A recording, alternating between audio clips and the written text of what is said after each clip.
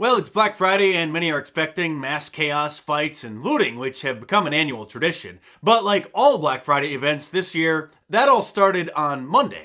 Tonight we have new video. It shows a bold smash and grab at a Southland mall.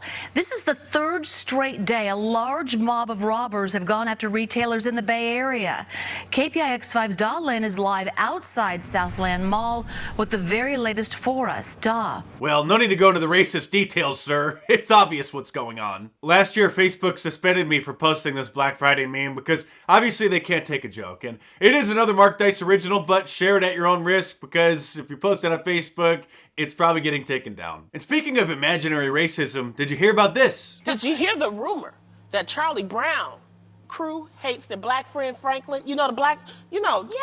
Franklin. Okay. Yeah, Well, there we go. The rumor. one with the little Explain, Jerry Brown. curl on his head, okay? Explain this rumor. Now, some critics recently branded the classic TV special A Charlie Brown Thanksgiving as racist due to the fact that at Thanksgiving dinner, the one black character, Franklin Armstrong, sits by himself and is the only one who has to sit in a lawn chair.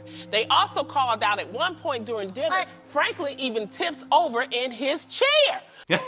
Oh, get ready for the Santa Claus is a symbol of white supremacy TikTok videos because you know they're coming soon. This year, the George Washington University Students Association sent out an email for Thanksgiving, not wishing the students a happy Thanksgiving, but to complain that, quote, Thanksgiving Day is a reminder of the genocide of millions of Native people. It went on to say that the holiday is part of a, quote, relentless assault on Native culture, which is interesting because the only culture that's under attack in America is American culture. The statue of Thomas Jefferson in the city council chamber has been removed. The statue was taken down from its pedestal earlier today.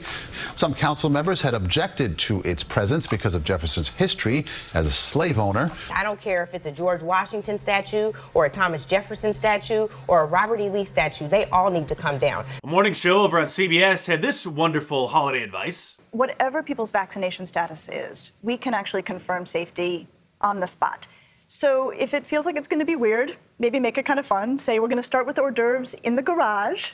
We'll have drinks, we'll do our rapid test, and then come on in, right? You can make it playful, make it fun, and then be able to enjoy the holiday because you're not worried about safety. Sounds like fun. I'll be sure to stop by her house for dinner next year. Even more insane was this tweet from the Women's March, that communist organization, which is fundraising for their annual event, where they said, quote, we apologize deeply for the email that was sent out today. $14.92 was our average donation amount this week. It was an oversight on our part not to make the connection to a year of colonization, conquest, and genocide for indigenous people, especially before Thanksgiving. Of course, they got ratioed and ridiculed in the replies. The best one, I would say, was from Lauren Chen, who said, get back in the kitchen. The real world is clearly too much for you. Twitter, as you know, is where insanity breeds online, although TikTok has overtaken them as a petri dish of progressivism. But the official YouTube Twitter account tweeted out, let's celebrate indigenous futures and consider what we can learn from history this un-Thanksgiving. The verified blue check Black Lives Matter Twitter account tweeted this reminder, you are eating dry turkey and overcooked stuffing on stolen land. I think we need to start pointing out that the first slave owners in North America were actually the Indians, or the Native Americans, or the indigenous people, or the BIPOCs, or whatever they're calling themselves now. Their tribes were warring with each other and enslaving each other long before Europeans even arrived here. And after the slaves from Africa were brought to the United States, they also bought them and enslaved them as well, as actor Don Cheadle surprisingly found out when he appeared on the show Finding Your Roots. Unlike most African Americans who were freed by the end of the Civil War, your ancestors weren't. Take a look at this. Chickasaw Nation Freedmen Roll. This document is an official enrollment card for the Chickasaw Freedmen, the former slaves owned by the Chickasaw Nation. Owned by the Chickasaw Nation. Owned by the Chickasaw Nation. Your ancestors were enslaved by Native Americans. Yeah, they weren't all sitting around smoking their peace pipes and getting oppressed by the Europeans.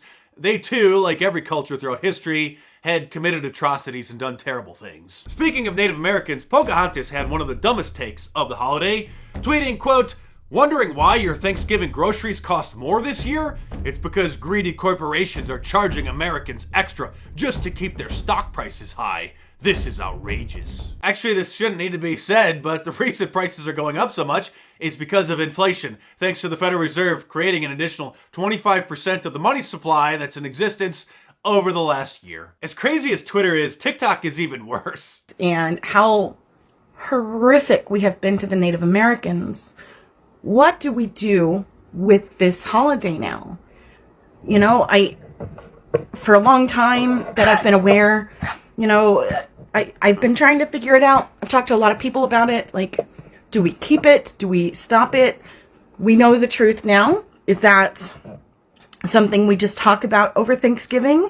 What? Do we scrap the holiday altogether? I'll tell you what we're gonna do about this holiday. Us normal people are gonna continue enjoying it, and then mock morons like you who should be sent to Afghanistan. And now that Thanksgiving is over, it's Black Friday, the biggest shopping day of the year, and Christmas is just around the corner. So this weekend, save 20% off of any of my shirts from markdice.com by using the promo code DICERULES at the checkout. So now's the time to stock up on your Let's Go Brandon shirts, or my new F Joe Biden shirt. Would you like to buy a vowel? Or any of my awesome designs, including Trump Claus, which is back in a nice quality sweatshirt or a t-shirt for those of you in a warmer climate. So head on over to markdice.com or click the link in the description below, enter the promo code DICERULES at the checkout to save 20% this weekend, and check them out!